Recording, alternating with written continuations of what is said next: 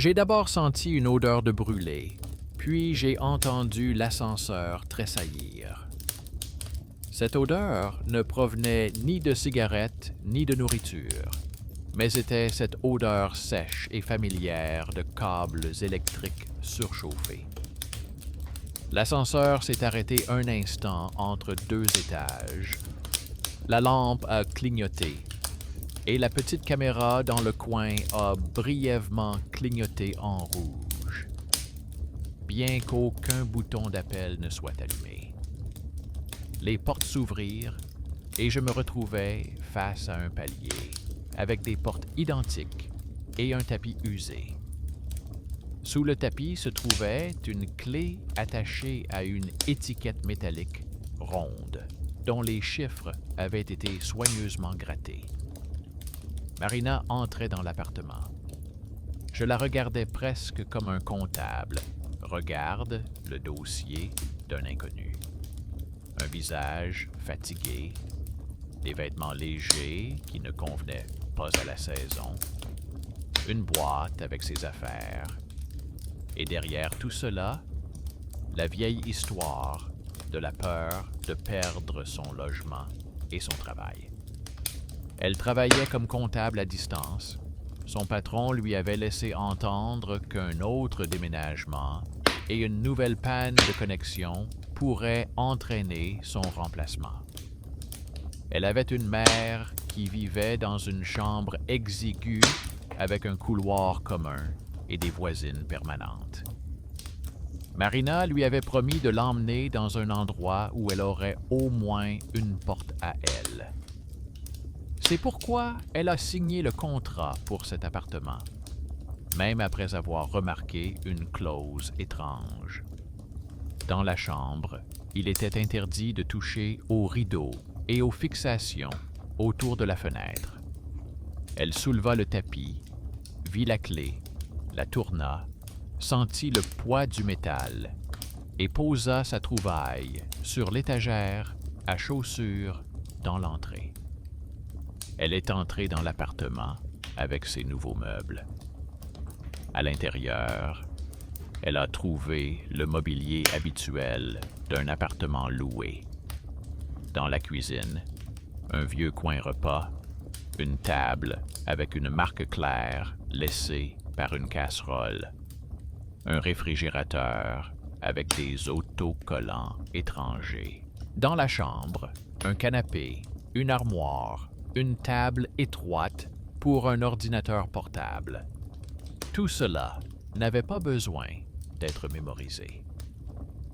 Le vrai intérêt commençait dans la chambre. La chambre était petite et vide. Un lit étroit, une table de chevet, une prise murale. Une fenêtre fermée par d'épais rideaux gris allant du plafond au sol. Ni corniche, ni anneau. Seulement une étroite fente sous le plafond d'où descendait le tissu lourd, comme un rideau figé. Marina s'approcha, saisit le bord et tenta de le tirer. Le tissu bougea au centre, craqua légèrement, mais resta fermement accroché sur les bords. Sous ses doigts, elle sentit immédiatement une surface froide et lisse. Ce n'était ni un rebord de fenêtre, ni un cadre, mais quelque chose comme un panneau mat, collé étroitement. Marina se souvint d'une clause du contrat, s'éloigna et décida de remettre la question à plus tard. Elle devait se connecter à Internet, envoyer un message à son chef pour lui montrer que le déménagement n'avait pas perturbé la comptabilité. Elle a configuré le routeur, a entendu le son familier de la connexion, s'est assise devant son ordinateur portable et a fait comme si cette étrange fenêtre n'était qu'une erreur de quelqu'un d'autre lors de la rénovation. Dans la liste des réseaux, un réseau étranger est apparu avec un nom court qui pouvait se lire comme « reflet ». Elle l'a noté machinalement et n'y a plus pensé.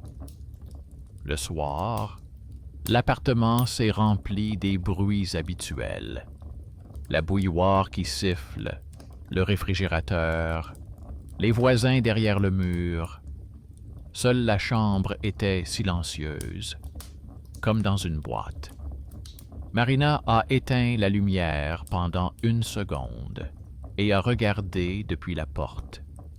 Rien ne transparaissait à travers le tissu épais. Ni lampe, ni fenêtre lointaine. La première nuit, elle décida de dormir dans la chambre, sur le canapé. Elle n'avait pas la force de s'allonger face au rideau, derrière lequel il n'y avait aucune lumière. La nuit, un bruit la réveilla, un grincement sec, bref et régulier, comme si quelqu'un grattait le verre avec son ongle. Le bruit ne venait ni de la cuisine ni de l'entrée. Il provenait de la chambre fermée. Le grincement se répéta plusieurs fois, avec des pauses régulières entre les coups, comme si quelqu'un écoutait. Dans l'entrée, quelqu'un monta les escaliers. Le détecteur de lumière se déclencha. La lampe s'alluma. Le grincement s'est arrêté. Marina est restée allongée, se racontant une histoire familière sur la vieille maison, les tuyaux et le métal. Mais au fond d'elle-même, elle comprenait déjà qu'elle venait d'ajouter une ligne à sa mémoire. Le matin, la même odeur de brûlé l'accueillit dans l'ascenseur. À l'intérieur, une affichette était déjà accrochée à la porte, demandant de ne pas fumer et de ne pas brûler les ordures. Quelqu'un avait ajouté à la main que l'odeur venait de la cage d'escalier et que l'électricien n'avait rien fait depuis longtemps. Dans les boîtes aux lettres, Marina trouva une pile de publicités et plusieurs enveloppes. Sur les enveloppes figurait un nom familier, le nom de jeune fille de sa mère. L'adresse était celle de son nouvel appartement. La date d'envoi remontait à plusieurs années. Elle monta les lettres à l'étage, les posa sur la table et ne les ouvrit pas pour l'instant. Dans l'entrée, elle croisa une femme de ménage vêtue d'un peignoir délavé. La femme portait autour du cou un trousseau de vieilles clés attachées à des étiquettes rondes. Sur l'une d'elles, les chiffres étaient presque entièrement effacés. La femme demanda à Marina depuis combien de temps elle avait emménagé et si les fenêtres étaient bien fermées. Elle lui dit que les locataires de cet appartement se plaignaient souvent et lui conseilla d'écrire immédiatement dans le chat de l'immeuble en cas de bruit ou d'odeur étrange. Il n'y avait ni surprise ni peur dans sa voix, seulement la conscience fatiguée que cet immeuble vivait depuis de nombreuses années avec le même problème. Le soir, Marina a de nouveau soulevé le paillasson devant sa porte. La clé était de nouveau posée dessous, soigneusement, au centre. Le matin, elle était sur l'étagère à chaussures. Personne n'était entré dans l'appartement. La serrure semblait intacte. Les courants d'air ne soulèvent pas les paillassons et ne déplacent pas les clés. Elle a soulevé le morceau de métal, a senti le froid habituel et l'irritation. Ce n'était plus une coïncidence, mais un test de quelqu'un. Elle fit comme elle avait l'habitude de faire au travail. Elle prit une enveloppe vide, y glissa la clé, écrivit au recto le numéro de l'appartement et une brève demande de ne plus la mettre sous le paillasson. Sans nom ni explication. Elle a déposé l'enveloppe dans sa propre boîte aux lettres. Si quelqu'un fouille dans les boîtes, il la lira. C'était sa réponse discrète à l'ingérence discrète d'un inconnu. Plus tard dans la soirée, elle a trouvé un lien vers le chat de l'immeuble sur un tract accroché à la porte. Dans le chat, on discutait des travaux, des tarifs et des voisins bruyants.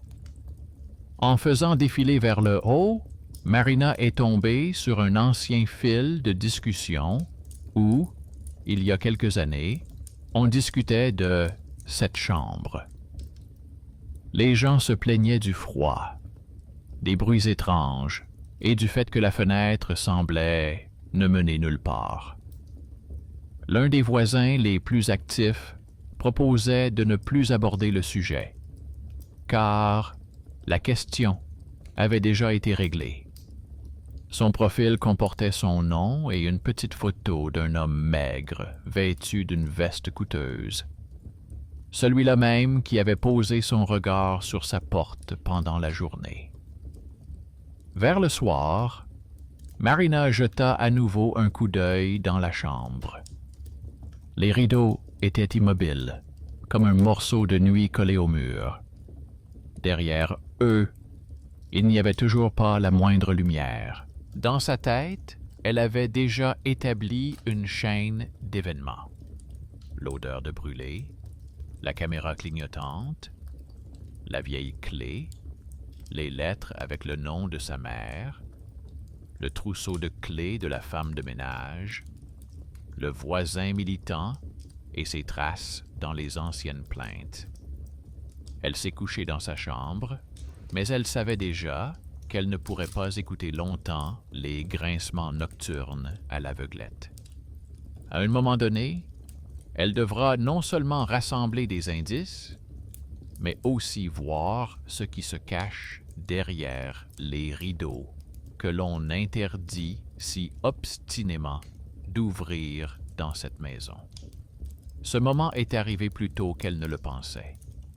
Pas pendant la nuit, pas lors d'une nouvelle crise d'angoisse, mais pendant la journée, au milieu de la fatigue habituelle, lorsque les comptes et les messages s'embrouillent. Depuis le matin, elle travaillait comme d'habitude. Tableau, montant, lettres de son patron, avec des précisions sèches. À un moment donné, elle remarqua qu'elle recommençait à compter 2 fois des chiffres simples. Les lignes se brouillaient devant ses yeux. Des enveloppes portant le nom de jeune fille de sa mère étaient posées à côté d'elle sur la table. Et derrière le mur, dans le couloir, quelqu'un essayait à nouveau de comprendre ce qui n'allait pas avec l'ascenseur. Sur le chat, un message circulait pour dire qu'ils allaient l'arrêter pendant une demi-journée pour le vérifier.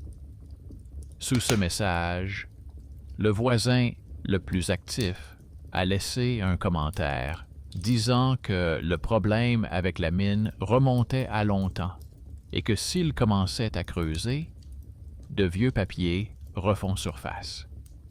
Sa phrase s'adressait à tout le monde. Mais Marina l'a lu comme une allusion personnelle. Avant le déjeuner, elle est quand même allée voir sa mère. Elle devait lui rendre visite, lui apporter des médicaments et des provisions. Le chemin vers l'ancien immeuble, avec son couloir commun, lui était douloureusement familier. Les mêmes marches, la même odeur de cuisine commune, la même vue depuis la fenêtre sur la cour avec son banc bancal. Sa mère l'accueillit avec cette joie fatiguée que l'on ressent quand on ne croit plus aux grands changements, mais qu'on continue quand même à s'y préparer. Marina parla avec précaution de son nouvel appartement. Elle mentionna que l'immeuble était préfabriqué, que l'ascenseur avait une étrange odeur de brûlé et que la fenêtre de la chambre ne s'ouvrait pas du tout, étant constamment fermée par des rideaux. Elle n'avait pas l'intention d'en faire un récit effrayant, Elle se contentait d'énumérer les faits. Au début, sa mère a plaisanté en disant que les isolants étaient désormais fabriqués n'importe comment. Puis, son visage a changé. Elle a cessé de regarder sa fille et a détourné le regard, comme quelqu'un qui se souvient d'un document désagréable. Sa mère lui a dit que lorsqu'elle travaillait au bureau de répartition des logements, on lui apportait souvent des liasses de bons, de commandes et d'actes. Parmi eux, il y avait une maison avec une description similaire et une mention d'incidents techniques dans l'un des appartements. L'acte indiquait qu'une partie du mur, avec une ouverture de fenêtre, était transférée au bilan d'un autre service, mais que le logement lui-même continuait d'être considéré comme habitable. Ma mère a avoué qu'à l'époque, elle ne posait pas de questions. Elle signait simplement là où on lui disait de signer. Mais le nom de famille dans ce dossier correspondait à son nom de jeune fille. Et ce fait est resté gravé dans sa mémoire. Elle a longtemps réfléchi pour savoir si elle n'avait pas signé par inadvertance des documents qui avaient rendu la vie de quelqu'un plus difficile. Marina écoutait et comprenait que toutes ces histoires, qui lui semblaient étrangères et lointaines dans son enfance, faisaient soudain partie de sa réalité. Ce que sa mère avait signé un jour entre deux tâches pouvait se transformer en une pièce aux fenêtres aveugles où dormait désormais sa propre vie. Elle ne révéla pas tous les détails afin de ne pas effrayer sa mère. Elle dit seulement qu'il s'agissait peut-être de sa maison, et sa mère poussa un profond soupir, supposant que le destin aimait faire revenir ce genre de choses. Le trajet du retour s'est déroulé dans un demi-sommeil. Dans la tête de Marina, les odeurs de l'ascenseur, le bruissement des rideaux, les enveloppes, les signatures de sa mère se mélangeaient. Elle s'est approchée de l'entrée avec cette détermination fatiguée qui apparaît lorsqu'on sent qu'il n'y a plus aucun moyen de reculer. Cette fois-ci, l'ascenseur ne fonctionnait pas. Une nouvelle affiche indiquait un arrêt temporaire et une vérification. Dans le coin, sous le plafond, une caméra brillait d'une lumière constante, comme un œil qui ne cligne pas. En montant les marches, elle jeta machinalement un coup d'œil sous le paillasson. Cette fois, il était vide. La clé avait également disparu du tiroir de la table. C'était encore pire que si elle avait été à sa place. Sa disparition signifiait que quelqu'un l'avait prise délibérément. Dans l'appartement, tout était comme elle l'avait laissé. Aucun signe d'effraction, aucun objet déplacé. Cela ne facilitait pas les choses, au contraire. Sans réfléchir, elle descendit jusqu'aux boîtes aux lettres. Dans sa boîte, parmi les publicités et les formulaires vierges, se trouvait une nouvelle enveloppe. Elle n'était pas timbrée, seulement griffonnée d'une écriture cursive et du numéro de son appartement. À l'intérieur se trouvait la vieille clé et un petit bout de papier plié. La note ne comportait aucune formule de politesse, seulement une phrase indiquant que la clé retournerait de toute façon là où elle devait se trouver et qu'il valait mieux ne pas se mêler des affaires qui concernaient la maison et non les locataires. L'écriture était stricte, soignée, avec des boucles caractéristiques. Elle décida machinalement que c'était l'écriture d'une personne habituée à signer des dossiers professionnels. Marina remonta, s'assit à table, posa la clé et la note à côté des enveloppes, des lettres et des scans imprimés d'anciens ordres. Devant elle ne se trouvait plus un ensemble de coïncidences, mais une pile d'objets qui formaient les contours d'une volonté étrangère. Quelqu'un estimait avoir le droit de décider où serait posée la clé, à quoi ressemblerait la fenêtre et de quoi on parlerait dans cette maison.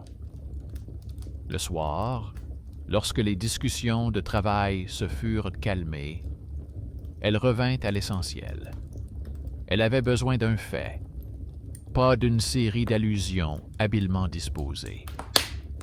Elle prit son téléphone, ouvrit l'application appareil photo et activa l'enregistrement, cette fois-ci non pas dans la chambre, mais dans le couloir, en dirigeant l'objectif vers la porte d'entrée et le paillasson.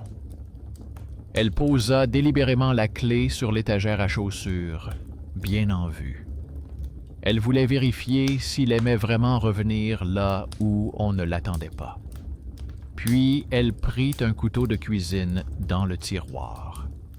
La lame étroite, qui servait habituellement à ouvrir les paquets et les enveloppes, allait désormais servir à un autre type de vérification. Dans la chambre, elle alluma la lumière et resta quelques secondes debout devant les rideaux. Dans sa tête, différentes voix se faisaient entendre simultanément. L'accord avec ses interdictions, les chuchotements de sa mère au sujet du vieux dossier, la note d'un inconnu lui demandant de ne pas s'en mêler, sa propre habitude de ne pas faire de mouvements brusques. Cette fois-ci, l'habitude céda.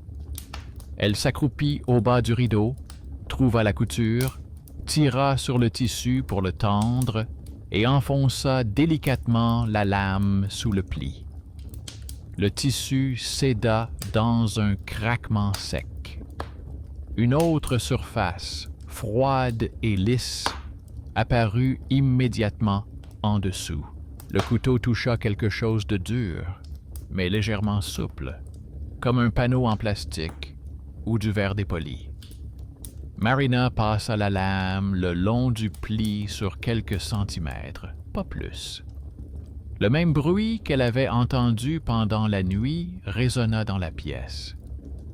Un bruissement faible et désagréable, comme si quelqu'un frottait contre la face interne de ce panneau ou répondait à son mouvement.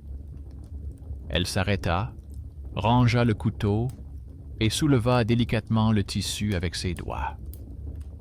De l'air pénétra dans la fine incision. Derrière le rideau apparut une bande de surface gris clair. Elle n'était pas complètement transparente, mais pas opaque non plus. À l'intérieur, des formes floues se dessinaient, comme si l'on regardait à travers une vitre embuée. Au début, on ne voyait rien d'autre qu'une géométrie imprécise. Puis, des contours apparurent.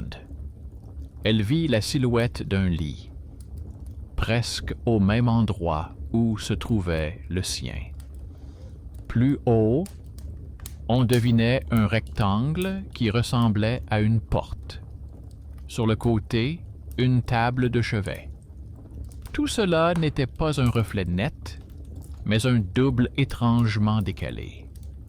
Comme si, de l'autre côté, il y avait aussi une pièce très similaire à la sienne, mais avec des angles différents.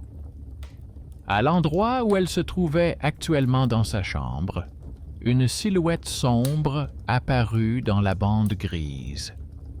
Une silhouette humaine. La taille, la largeur des épaules, la forme des cheveux, tout indiquait qu'il s'agissait d'une femme de sa corpulence. La silhouette se tenait là où se tenait Marina, mais elle était légèrement tournée. Elle ne faisait pas face au panneau, mais était de profil, comme une personne qui écoute quelque chose derrière elle. Il était impossible de distinguer son visage. Il se fondait dans le brouillard gris. Et pourtant, Marina avait l'impression que de l'autre côté, quelqu'un essayait également de comprendre ce qui se passait ici, de ce côté du mur en panneau. Marina sentit son cœur battre dans sa gorge. Elle retint son souffle pendant 1 seconde, afin de distinguer les sons réels des siens. À ce moment-là, un grondement sourd parcourut l'immeuble. Quelque part en bas, l'ascenseur redémarrait après avoir été contrôlé. Le bruit électrique traversa le béton. La lampe de la chambre vacilla légèrement.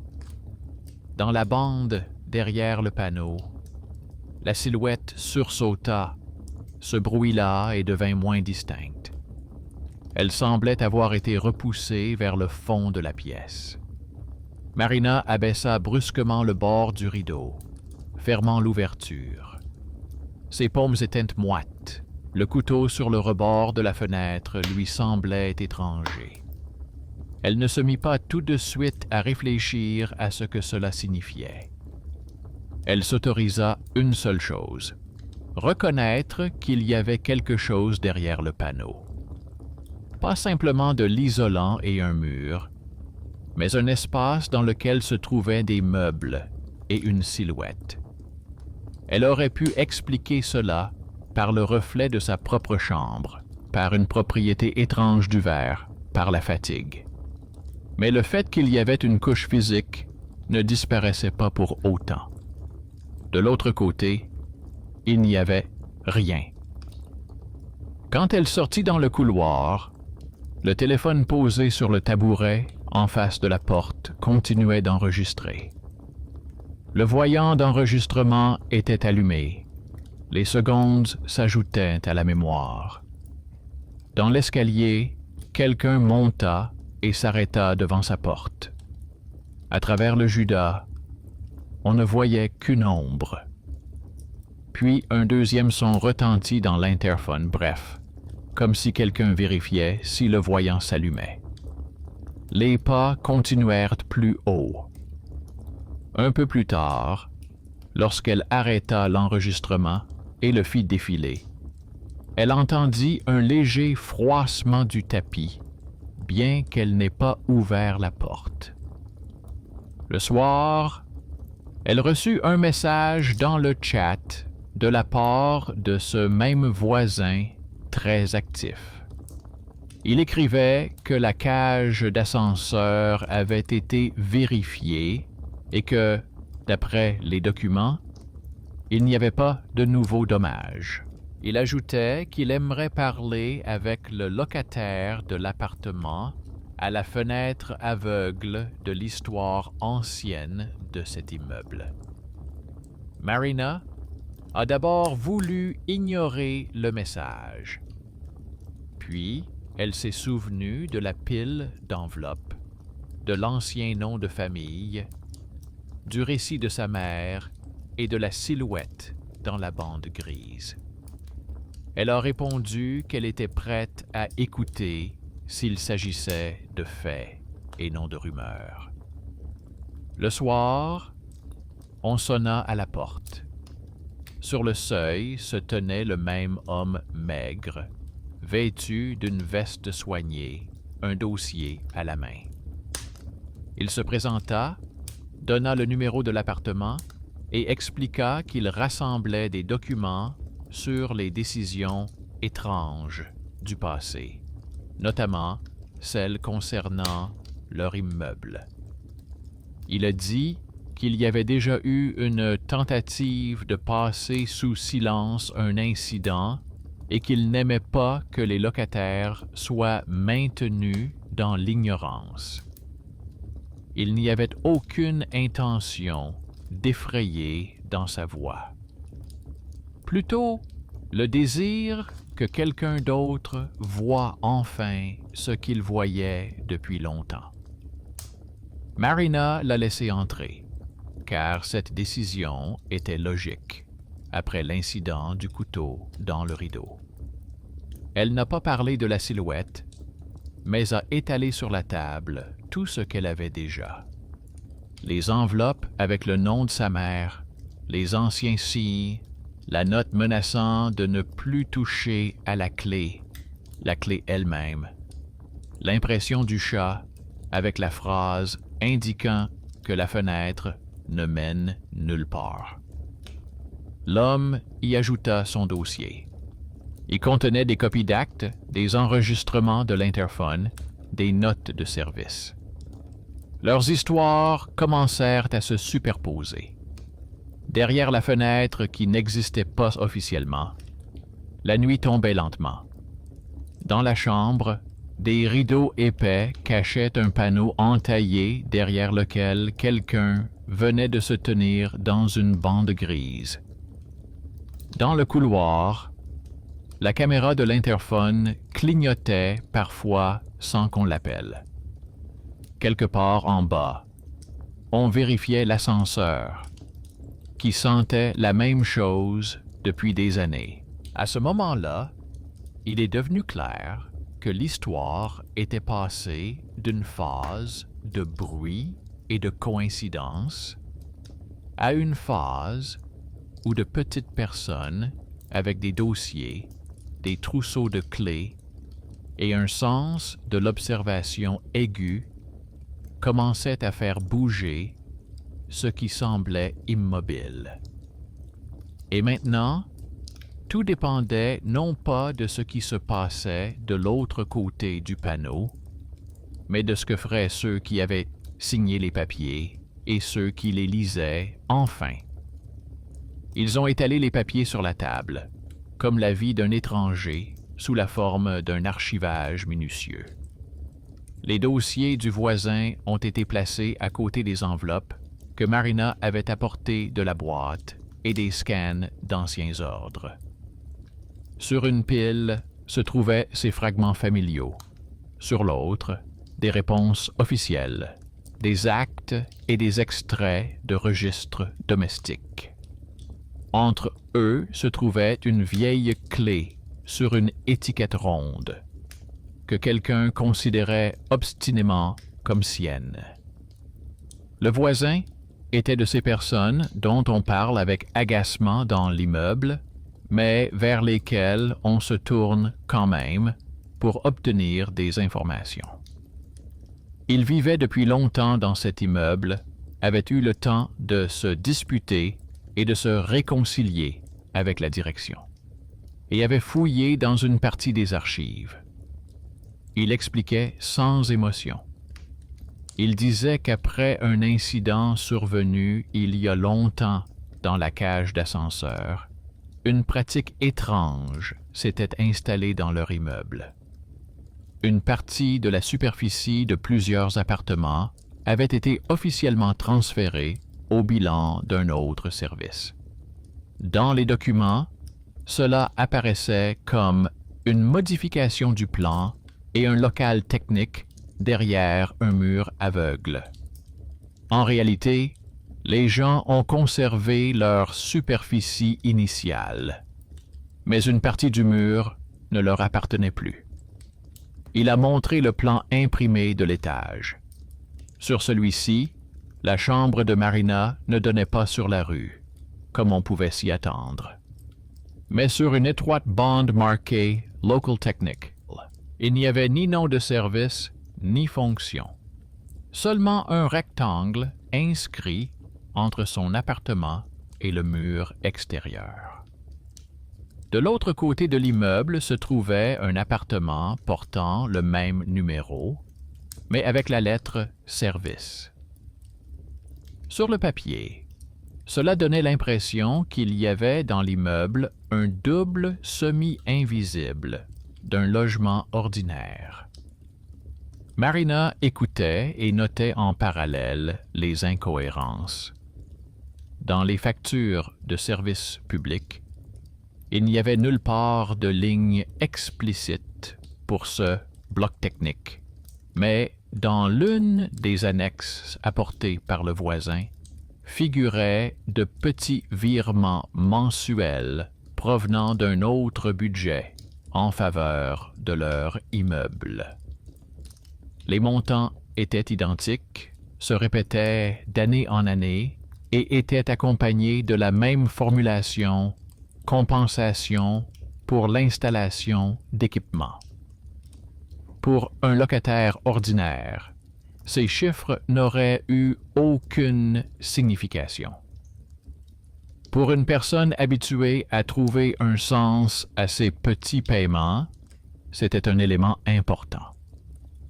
Elle passa son doigt sur les lignes et remarqua que les premiers paiements de ce type avaient commencé les mêmes années que celles mentionnées par sa mère. La signature de son ancien patron y figurait également.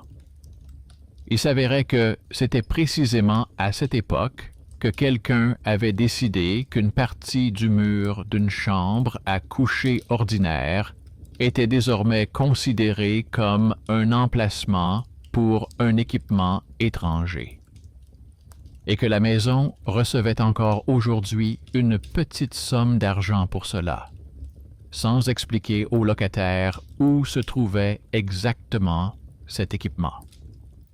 Le voisin a ajouté un autre détail.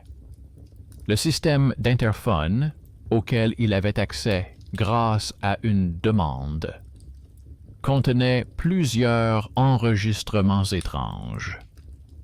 Une série d'appels nocturnes, marqués comme provenant non pas des appartements, mais du bloc technique. Ils étaient destinés à son numéro et à celui de deux voisins. L'heure était la même. Tard dans la nuit, vers le petit matin. Officiellement, le système n'était pas censé avoir une telle source d'appel. Mais les lignes figuraient dans les journaux. Marina ne lui parla pas de la silhouette derrière le panneau mat. Cela n'aurait pas rendu la situation plus facile. Elle se contenta de noter que derrière le rideau, il n'y avait pas seulement un mur, mais aussi une couche semblable à du verre. Le voisin réfléchit et dit que, d'après les plans, il devait y avoir une niche où étaient autrefois installées des caméras de surveillance et des équipements connexes. À l'époque, on avait conçu des projets de systèmes internes qui n'avaient jamais été entièrement mis en œuvre. Ils avaient ensuite été abandonnés, mais personne n'avait annulé le document officiel de transfert de la surface. Une partie du matériel avait peut-être été retirée, mais une autre partie avait été laissée sur place. La pièce était devenue à moitié habitable, à moitié inoccupée. Marina lui a montré la clé sur une étiquette ronde et la note dans laquelle un inconnu, au nom de l'immeuble, demandait de ne pas intervenir. Le voisin a lu, a remarqué l'écriture soignée et a hoché la tête comme s'il reconnaissait le style. Selon lui, l'immeuble avait autrefois un concierge particulièrement actif qui aimait tout régler en coulisses. Cet homme ne travaillait plus depuis longtemps, mais l'habitude de répondre de l'immeuble pouvait être restée dans son entourage. Selon le voisin, les anciennes clés étaient remises précisément à ceux qui avaient accès aux locaux techniques. Le schéma était simple. Pendant de nombreuses années, quelqu'un avait estimé avoir le droit d'accéder à cette zone à l'oreille grâce à l'interphone, aux yeux grâce aux caméras, et aux mains grâce au paillasson avec la clé. Les locataires allaient et venaient, tandis qu'un petit groupe de personnes considérait que la chambre de cet appartement leur appartenait pour moitié. Ils revenaient ici, glissaient l'ancienne clé, écrivaient des notes laconiques, exigeaient que les rideaux ne soient pas touchés, invoquant la sécurité et la construction. Après son départ, Marina s'est retrouvée seule avec cette montagne d'informations. Intérieurement, la situation est devenue encore plus claire. Ce n'étaient pas des fantômes, mais une structure de pouvoir étrangère. Ce n'était pas du mysticisme, mais les conséquences d'une décision technique prise il y a 10 ans. Mais cela ne rendait pas les choses plus faciles, car les faits secs étaient recouverts par les bruits nocturnes et la silhouette grise derrière le panneau. Cette nuit-là, elle a cessé d'espérer que tout passerait tout seul. Le téléphone est revenu dans la chambre, mais cette fois-ci, il n'était plus posé sur la table de chevet en face des rideaux, mais plus près du rebord de la fenêtre. Marina l'a placé de manière à ce que le cadre ne montre pas seulement le tissu, mais aussi une petite partie du sol, près du mur. Là où les rideaux rejoignaient le stratifié. Elle a activé l'enregistrement et laissé le son.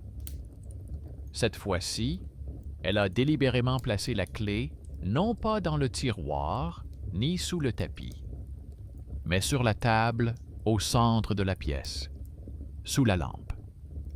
Elle voulait voir jusqu'où irait celui qui la remettrait à sa place.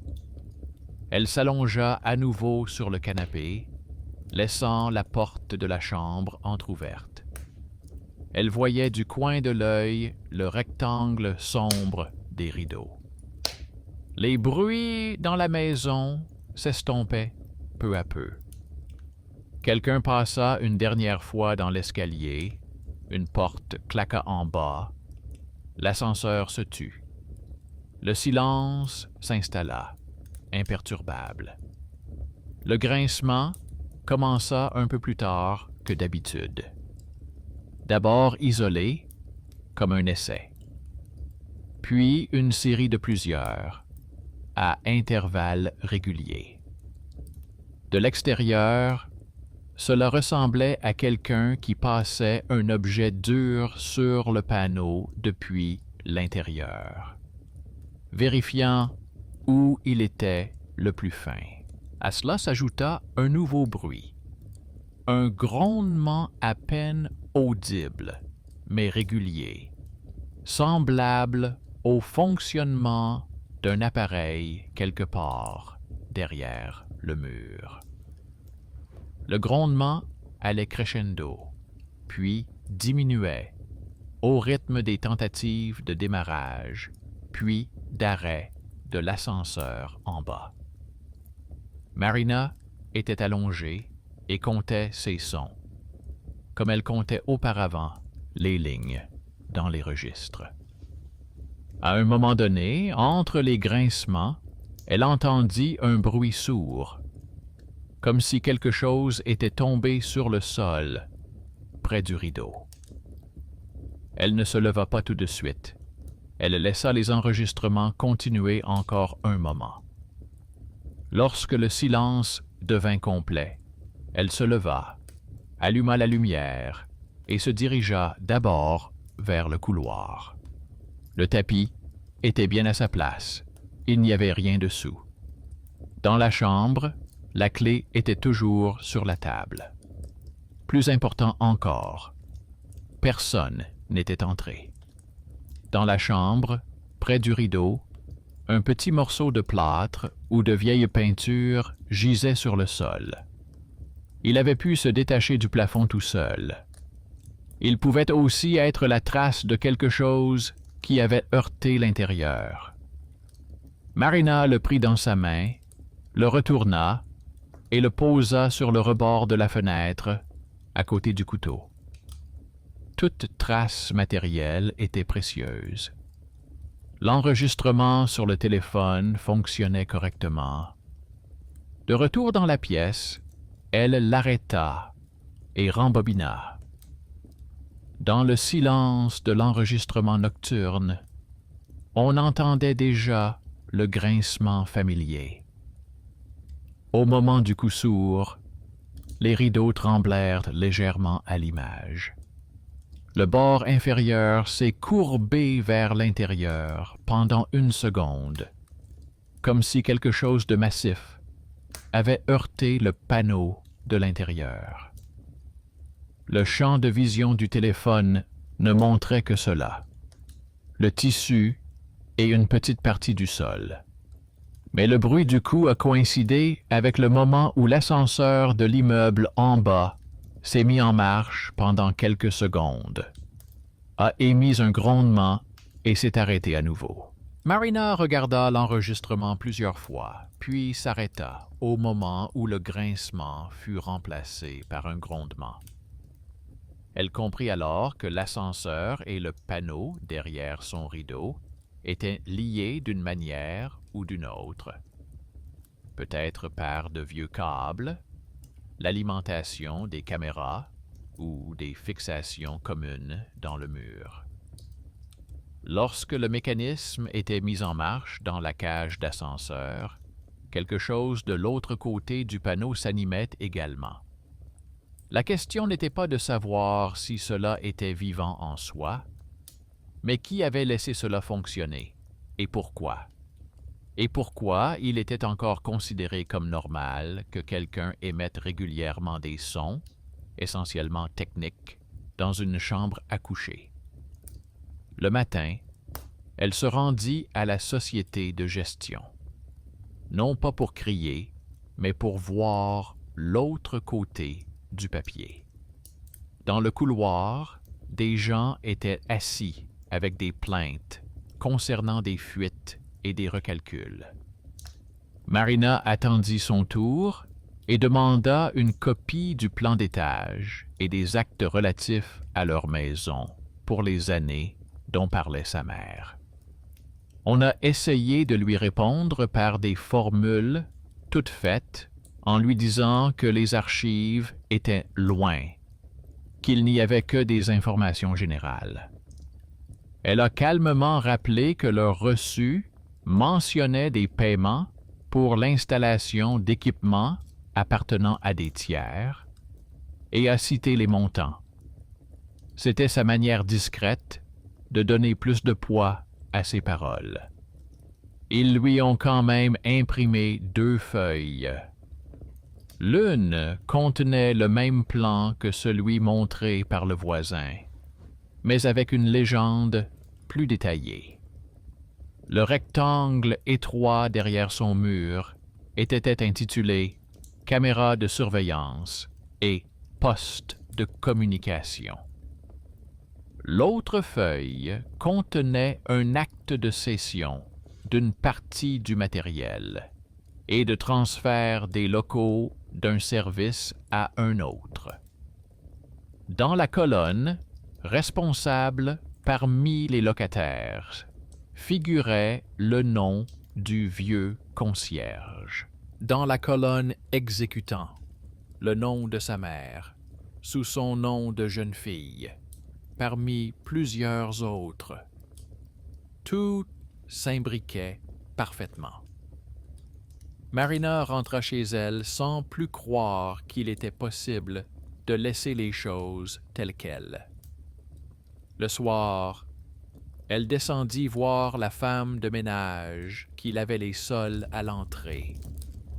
Elle lui demanda directement si elle savait qu'il n'y avait pas seulement la rue derrière le mur de sa chambre.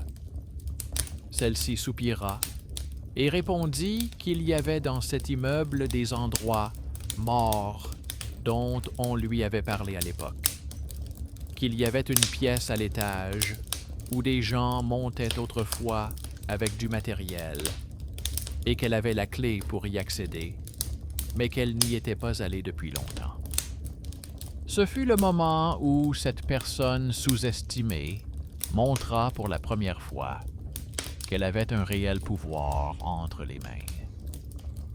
Tout le monde considérait la femme de ménage de l'entrée comme faisant partie du décor. En réalité, elle avait un trousseau de clés et des instructions indiquant quelle porte ouvrir.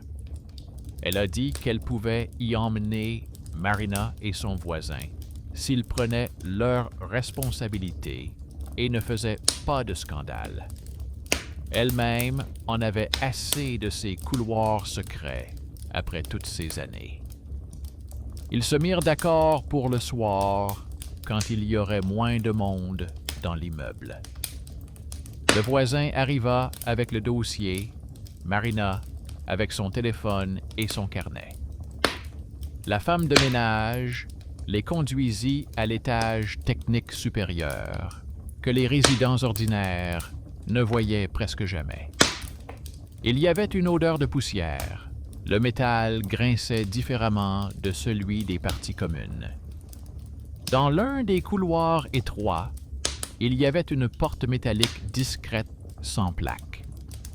La femme de ménage sortit l'une des clés avec une étiquette ronde, du même type que celle qui était déjà devenue un personnage à part entière dans l'histoire, et l'a tournée dans la serrure.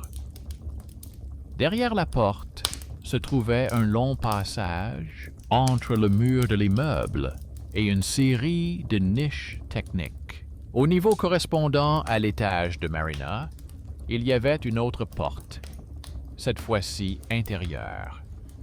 Elle était équipée d'une vieille serrure. À côté, sur le mur, se trouvait un boîtier de montage avec des câbles qui avaient été retirés à un moment donné. La femme de ménage expliqua qu'auparavant, on venait ici pour vérifier l'équipement, mais qu'après une nouvelle réforme, tout avait été abandonné. Ils ont ouvert cette porte également. À l'intérieur se trouvait une pièce étroite sans fenêtre, éclairée par une seule vieille ampoule au plafond. Un mur était en béton plein, l'autre était recouvert du même panneau mat que celui qui était caché par les rideaux de l'autre côté. De leur côté, il ressemblait à un rectangle continu de couleur gris clair. Sur le sol, il y avait des restes de montants, des fixations rouillées, 2 vieilles caisses. Dans un coin, une vieille caméra fixée sur un micro-support, déconnectée du réseau depuis longtemps, mais toujours dirigée vers le panneau. Marina s'approcha. Du côté de la chambre, elle regardait le même panneau à travers une étroite fente et voyait le reflet flou de sa chambre et une silhouette. Maintenant, tout était inversé. De cette niche dans le panneau partaient également des silhouettes, mais celles de sa chambre. La lampe au plafond permettait de voir le faible jeu des ombres de l'autre côté. Le double vitrage était double face et mat. Il reflétait à la fois leur niche et la chambre de Marina. Sous un certain éclairage, les silhouettes pouvaient se superposer. Quiconque se tenait ici voyait la pièce aussi floue que Marina voyait cette niche. La partie inférieure du panneau présentait des traces d'usure et des rayures. À l'endroit où le bruit provenait de l'autre côté pendant la nuit, on pouvait voir de vieilles marques, comme si quelqu'un avait frotté plusieurs fois quelque chose de dur dessus. À côté se trouvait une boîte de dérivation, toujours connectée à la maison. Un faisceau de câbles partait de celle-ci vers la cage d'ascenseur. À chaque fois que l'ascenseur démarrait, le panneau vibrait légèrement. C'est cela qui produisait ce grondement. Marina regardait tout cela et comprenait que voir une silhouette dans l'épaisseur grise pouvait désormais s'expliquer sans mysticisme. Si elle se tenait près du rideau et que quelqu'un avait allumé la lumière de ce côté, cela créait un effet de superposition. Mais la question de savoir qui venait ici la nuit et pourquoi restait ouverte. Et il restait encore autre chose. Le panneau n'aurait pas dû vibrer aussi fort. L'une des poutres de fixation en dessous semblait affaiblie. Le métal était rouillé par endroits. Si jamais ce bloc cédait, il s'effondrerait à l'intérieur de la chambre. Et alors, l'histoire cesserait d'être atmosphérique. Elle deviendrait une rubrique dans les rapports de service qui parlerait de l'effondrement d'un élément technique sur une surface habitable. La femme de ménage, qui se tenait un peu à l'écart, observait tout cela en fronçant les sourcils. Pour elle aussi, c'était une révélation. On lui avait expliqué qu'il s'agissait simplement d'une niche vide où avaient été posés autrefois des câbles. Elle remarqua que l'une des poutres bougeait depuis longtemps et que personne ne venait ici pour effectuer des contrôles. En réponse, le voisin a sorti un bloc-notes et a commencé à noter les numéros des actes, les dates et les noms figurant dans son dossier. Ces petites personnes, avec leur dossier et leur trousseau de clés, se trouvaient face à face avec cette décision du passé qui avait transformé une chambre à coucher ordinaire en un point de rencontre entre les pouvoirs de quelqu'un et la vie d'autrui. Marina passa sa main sur le bord du panneau et ressentit la même vibration froide qu'à la maison. Mais maintenant, elle savait d'où elle venait. Derrière son rideau, il n'y avait ni abîme ni monde parallèle, mais une vieille salle de surveillance dont personne n'avait vraiment besoin et que l'on avait essayé d'ignorer pendant de nombreuses années. Mais la question restait posée. Qui lui avait glissé la clé? Qui avait écrit le mot et qui l'avait appelé à son appartement via l'interphone au nom du service technique qui n'existait plus officiellement depuis longtemps? La réponse restait à trouver. Mais à ce moment-là, l'histoire était déjà sortie du sous-sol des rumeurs et s'était posée sur la table sous la forme de poutres, de câbles, de plans et de signatures concrets. Après avoir inspecté la niche, ils sont retournés dans l'entrée habituelle, mais ils étaient désormais des personnes différentes. De l'extérieur, l'immeuble semblait identique. Les mêmes boîtes aux lettres, la même odeur de béton humide, la même lampe au-dessus de l'ascenseur. Mais désormais, Marina savait que derrière son mur ne se trouvait pas une structure isolée, abstraite, mais un rectangle concret de métal, de verre et de fixation rouillée, qui pouvait à tout moment glisser vers son lit. Le voisin lui a conseillé de ne pas attendre. Il lui a dit que plus on attendait pour ce genre de choses, plus il était facile pour les gestionnaires de faire comme si de rien n'était. La femme de ménage acquiesça. Elle ajouta que si quelque chose s'effondrait au-dessus, c'est elle qui qui serait tenue pour responsable. On dirait qu'elle n'avait pas regardé, qu'elle n'avait pas prévenu. Les 3 personnes que l'immeuble avait l'habitude de considérer comme des figurants comprirent alors très clairement le risque commun. Ils s'assirent à la table de Marina. De nouvelles feuilles étaient posées sur la table.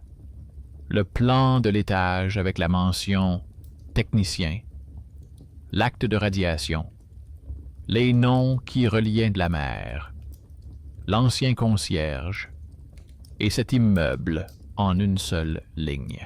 À côté, une photo de la niche, un panneau, des fixations rouillées, une vieille caméra. Le voisin a proposé de rédiger une lettre officielle à partir de tout cela, non pas sous la forme d'une plainte émotionnelle, mais comme un risque pour la sécurité. Marina s'est chargée de la rédaction. Elle savait assembler les faits bruts de manière à en tirer une conclusion impossible à ignorer.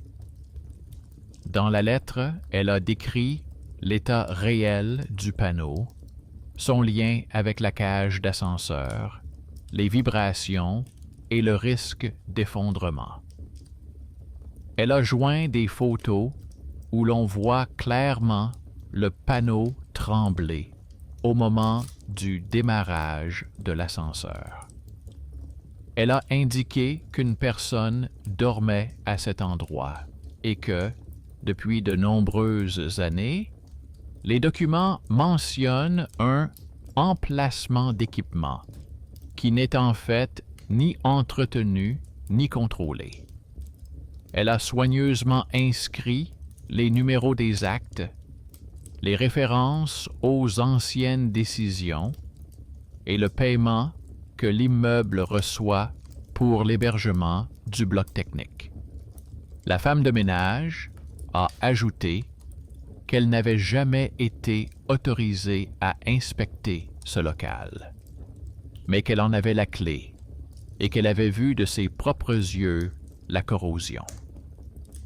Le voisin a pris le dossier et a dit qu'il l'apporterait immédiatement à plusieurs instances.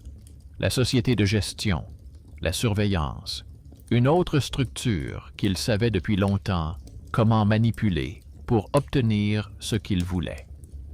Il n'a pas promis de résultats rapides, mais Marina a vu sur son visage que ce travail lui était familier.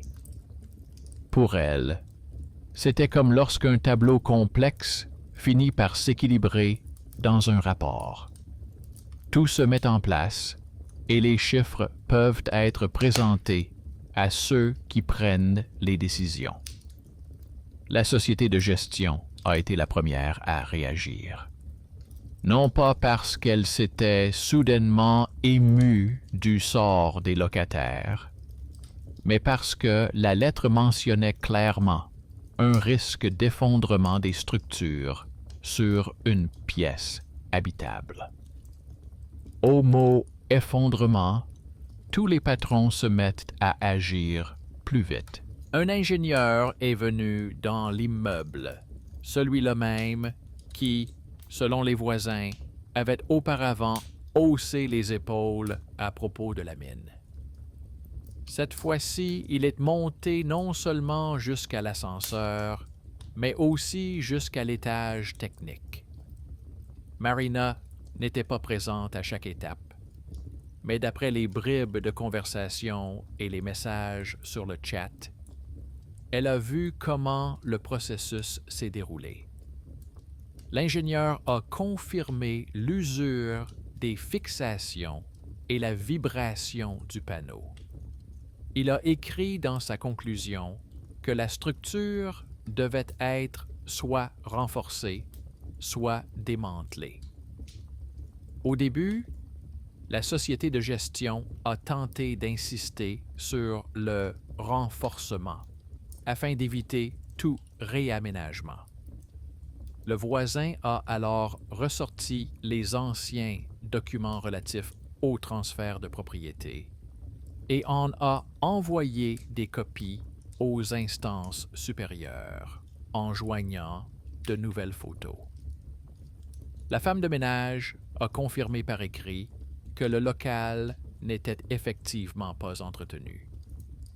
Le nom de la mère dans les anciens actes, le nom de l'ancien concierge dans la rubrique des responsables et la nouvelle expertise ont formé une chaîne à laquelle il n'était plus possible de répondre par une simple lettre.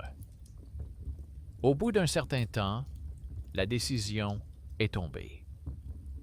Le local technique devait être mis hors service. Une partie de la structure devait être démontée et le local devait être remis en état de sécurité. En substance, cela signifiait que le panneau derrière le rideau devait être soit démonté, soit encastré, de manière à ce qu'il n'appartienne à personne qui place son lit contre ce mur. Marina regardait les formulations sèches et pensait au nombre de décennies qui s'étaient écoulées entre la simple signature dans le bureau et cette ligne. Restait la question des clés et du propriétaire qui se sentait en droit de les glisser sous le paillasson. Lorsque la société de gestion a commencé à s'occuper du bloc technique, un homme qui avait autrefois été le concierge de l'immeuble et qui était ensuite prétendument parti à la retraite, a soudainement refait surface. Il s'est avéré que l'appartement de fonction situé à l'autre bout de l'étage lui était attribué comme logement temporaire, alors qu'en réalité, il y vivait depuis longtemps de manière permanente et se considérait comme le prolongement de la structure technique de l'immeuble. On a trouvé chez lui un vieux trousseau de clés avec des étiquettes rondes, parmi lesquelles se trouvait une clé identique à celle de Marina. Marina et son voisin ont été convoqués pour un entretien officiel devant une commission. Le vieux concierge semblait plus fatigué qu'en colère. Il a expliqué qu'il surveillait l'immeuble depuis de nombreuses années, qu'il veillait à ce que personne n'entre où il ne fallait pas, et que les clés sous le paillasson étaient un moyen de rappeler aux locataires qu'il y avait encore un propriétaire. Il n'a pas nié avoir laissé la note, mais l'a qualifié d'avertissement pour le bien commun. Il considérait le local technique derrière le panneau comme relevant de sa responsabilité et était convaincu qu'il avait le droit de visiter ces espaces, même après son départ officiel. À un certain niveau, Marina ne voyait pas en lui un monstre, mais un homme qui avait un jour obtenu le pouvoir sur les murs d'autrui et s'y était tellement attaché qu'il n'avait pas remarqué quand il avait franchi la limite de la norme.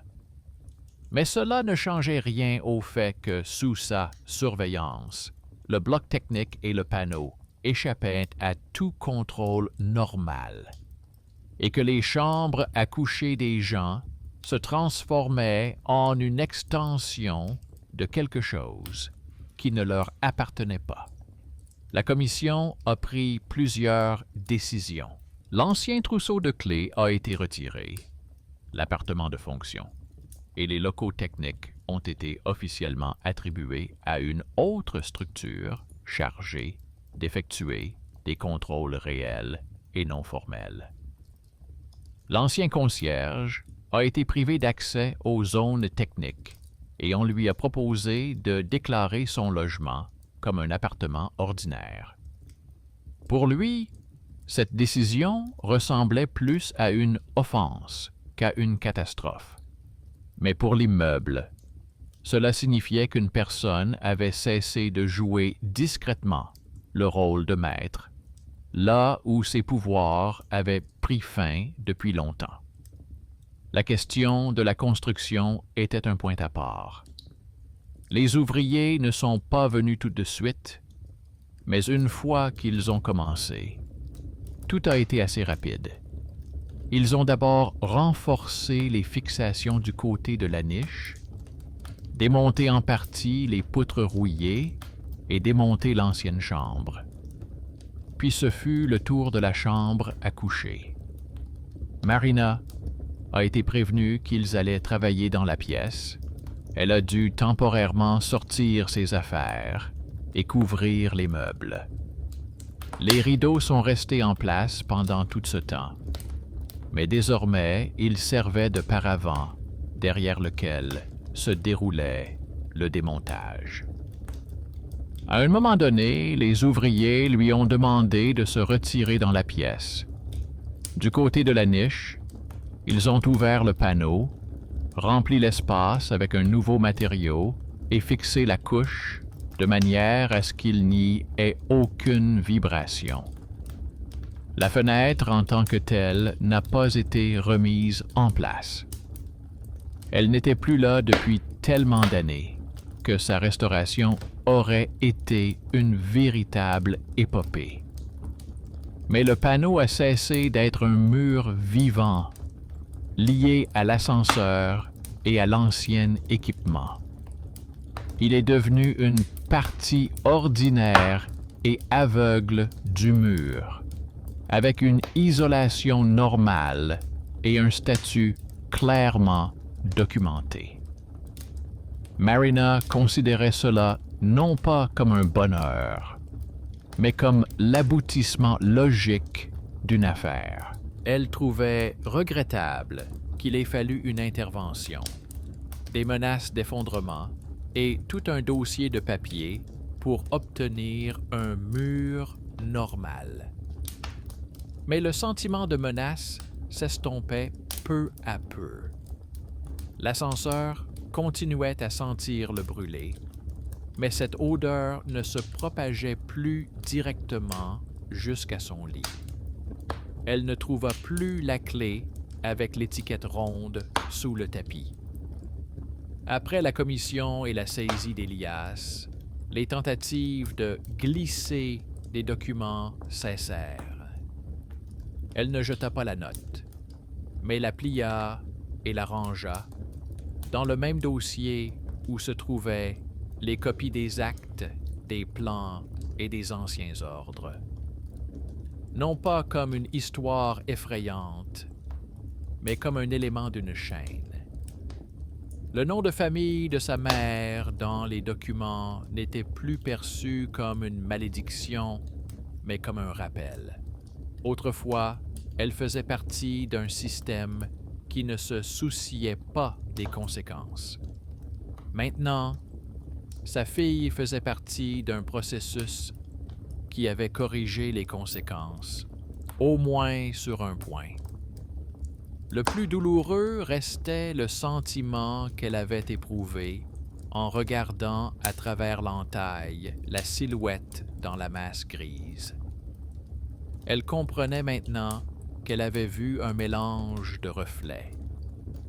Sa chambre, la lumière provenant de la niche, sa propre silhouette se superposant à celle qui se trouvait autrefois de l'autre côté. Mais cela n'effaçait pas le souvenir.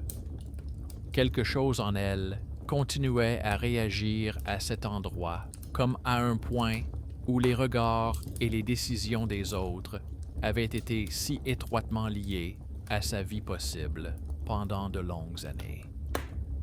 Le temps a passé. Marina a finalement commencé à dormir dans la chambre. D'abord prudemment, le week-end, puis aussi en semaine. Elle a cessé d'utiliser son téléphone comme sentinelle nocturne et l'a remise en mode normal. La nuit, la maison continuait à vivre sa vie. Quelqu'un rentrait tard, quelqu'un ouvrait le robinet, l'ascenseur s'arrêtait et redémarrait parfois. Le grincement derrière le mur avait disparu. Lorsque le vent soufflait dans la cour, le mur répondait d'un bruit sourd, mais c'était le bruit habituel d'un immeuble collectif, et non une réponse ponctuelle provenant des profondeurs du panneau. Les rideaux sont restés fermés pendant un certain temps, non pas à cause de l'interdiction, qui n'existait plus, mais parce que Marina s'y était habituée. Puis, un jour, elle les a décrochés, les a apportés à la blanchisserie et a demandé à une couturière de sa connaissance de les raccourcir afin qu'ils ne touchent plus le sol et ne s'incrustent plus dans sa ligne. Derrière les rideaux, il y avait une ouverture cousue, sans fenêtre, mais aussi sans panneau gris intérieur. Juste un mur aveugle. Pas très joli, mais honnête. Elle a choisi un nouveau tissu plus clair que les anciens rideaux gris et lourds. Elle les a accrochés de manière à pouvoir les tirer à tout moment. Non pas pour la vue, qui n'existait de toute façon pas, mais pour le fait qu'il n'y avait plus de zone interdite. Le premier soir, alors qu'elle était assise sur son lit et regardait le mur presque vide, elle se sentait à la fois vide et calme. Tout ce qui était étrange n'avait pas disparu dans le brouillard, mais dans des documents, des actes et des fixations retirés. Le voisin activiste continuait à écrire dans le chat, mais désormais, une partie des locataires le considérait différemment. L'histoire du bloc technique s'était répandue dans l'immeuble. Certains râlaient que tout cela faisait trop de bruit. D'autres remerciaient de ne plus avoir peur de dormir près de ce mur. On demandait parfois à la femme de ménage si elle avait tout ce qu'il fallait pour travailler, au lieu de lui reprocher uniquement l'ascenseur sale. Son trousseau de clés n'était plus un détail invisible, mais un outil compréhensible avec lequel il valait mieux consulter plutôt que simplement donner des ordres. Marina ressentait une légère amertume. Elle comprenait que le monde était ainsi fait que de nombreuses niches, panneaux et anciennes solutions continueraient à mener leur vie tranquille. Mais à ce moment-là, elle avait le sentiment que la justice avait été rendue non pas dans un sens féerique, mais dans un sens adulte. Il y avait des gens, des décisions, des erreurs, puis le travail pour les corriger. Personne n'est venu de l'extérieur pour effacer le passé d'un simple clic. Simplement, quelques petites personnes ont fait ce qu'elles pouvaient avec leurs compétences. Parfois, la nuit, elle avait quand même l'impression que le mur respirait. Dans ces moments-là, elle ne se souvenait pas de la silhouette dans la bande grise, mais de la façon dont elle se tenait dans la niche technique et voyait sa chambre de l'autre côté. Sa vie avait autrefois été l'objet d'une surveillance pour ceux qui considéraient que la maison leur appartenait. Désormais, cette possibilité était close. C'était là la conclusion silencieuse qu'elle avait tirée pour elle-même. L'ascenseur continuait à sentir le brûler. La caméra au-dessus de la porte clignotait parfois dans le vide, car le système n'avait pas été mis à jour depuis des années. Mais pour Marina, tous ces signes avaient cessé d'être des lignes menant à sa chambre. C'était simplement un vieil immeuble avec des équipements fatigués. La pièce où les rideaux ne s'ouvraient pas était devenue une petite chambre ordinaire avec un mur aveugle où une personne habituée à compter les chiffres des autres avait, une fois dans sa vie, compté jusqu'au bout et changé non seulement sa propre réalité, mais aussi celle des autres. Et quand parfois, dans l'ascenseur, la clé d'un étranger tombait à nouveau par hasard sur le sol, quelqu'un la ramassait et la rendait à son propriétaire sans la cacher sous les tapis ni écrire de mots. Les meubles restaient étranges, comme tout immeuble vivant, mais il était devenu plus honnête à un certain égard.